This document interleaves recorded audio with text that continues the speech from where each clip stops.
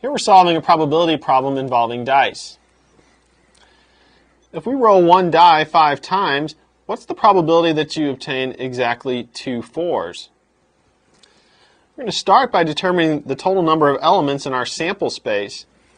The total number of elements is going to be given by 6 to the 5th power, because each of the 5 rolls has 6 possible outcomes. So we'd get 6 times 6 times 6 times 6 times 6, which is 6 to the 5th power. And that equals 7,776. So that's the total number of elements in our sample space.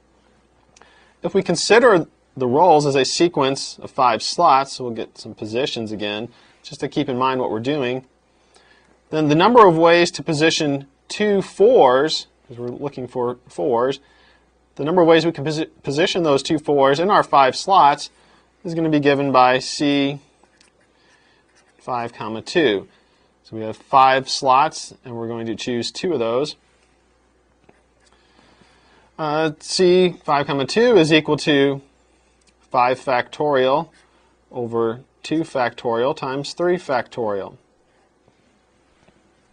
which is going to equal 10. Next, we need to find the number of ways we can get the remaining 3 slots filled. We can fill those with any of the 5 remaining numbers. We don't want 4s, because we wanted exactly 2 4s.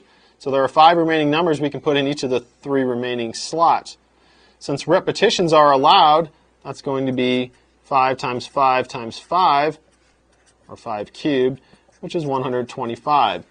So there are 10 ways to position the 2 4s. There's 125 ways to position the remaining 3 numbers. To get the total number of ways we can get exactly 2 4s, we need to multiply these together. We get 10 times 125 is equal to 1,250. Now that's just the total number of ways that we can get exactly 2 4s. We have the total number of ways we can get results from rolling a die 5 times, so the probability of exactly 2 4s